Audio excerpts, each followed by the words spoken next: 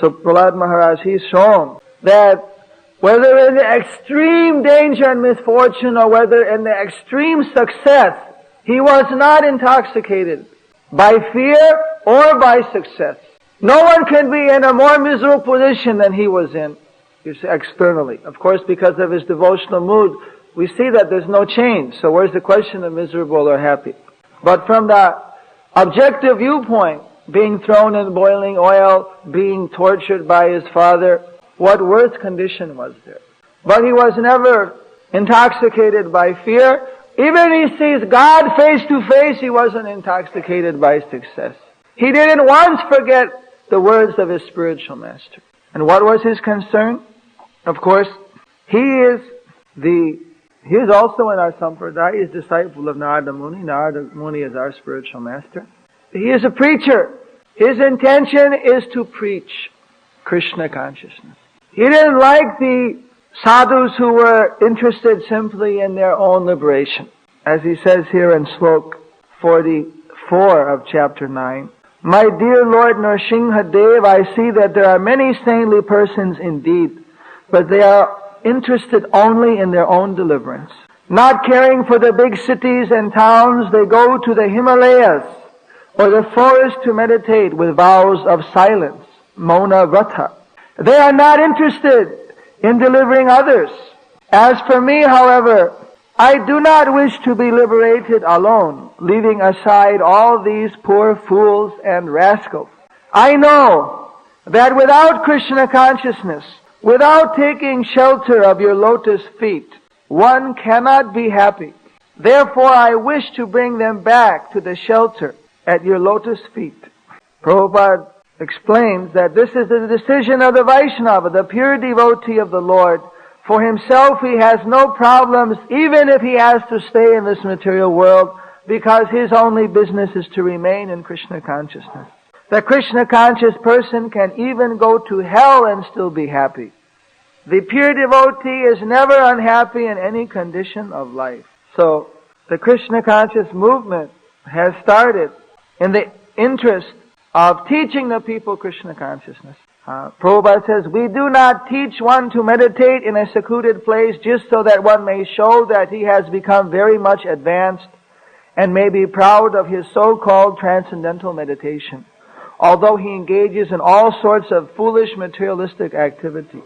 A Vaishnava like Prahlada Maharaj is not interested in such a bluff of spiritual advancement.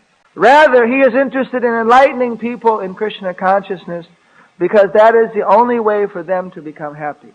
The members of the Krishna consciousness movement are not at all interested in so-called meditation, where one will only make a show of meditation. Rather, every member of the Krishna consciousness movement is interested in going door to door to try to convince people about the teachings of Bhagavad Gita as it is, the teachings of Lord Caitanya. That is the purpose of the Hare Krishna movement. The members of the Krishna consciousness movement must be fully convinced that without Krishna one cannot be happy. Thus the Krishna conscious people avoids all kinds of pseudo-spiritualists, transcendentalists, meditators, monists, philosophers, and philanthropists. So this is the mood of the Gostyanandi, the devotee who takes pleasure in seeing the society of devotees increase. Of course, some people say that, well, you have to first of all be advanced, then you can do that. So let me chant until I become Krishna conscious, then I'll go out and preach.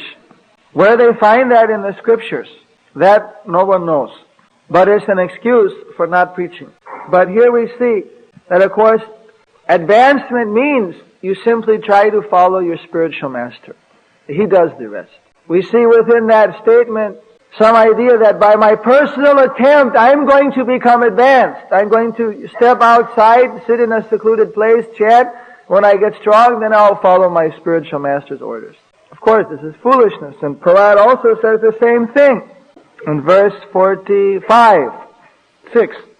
O Supreme Personality of Godhead, there are 10 prescribed methods on the path of liberation: to remain silent, not to speak to anyone, to observe vows, to amass all kinds of Vedic knowledge, to undergo austerities, to study the Vedas and other Vedic literatures, to execute the duties of varnashram dharma, to explain the shastras, to stay in a solitary place, to chant mantras silently, japa, and to be absorbed in trance, samadhi. These different methods of liberation are generally only a professional practice and means of livelihood for those who have not conquered the senses. Because such persons are falsely proud, these procedures may not be successful.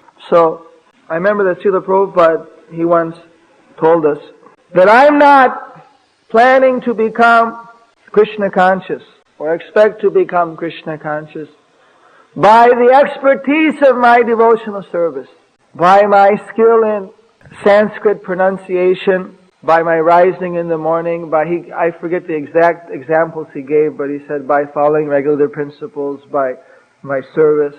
Srila Prabhupada said that I'm simply depending on the mercy of my spiritual master. What can I do? But simply I am trying to carry out his order.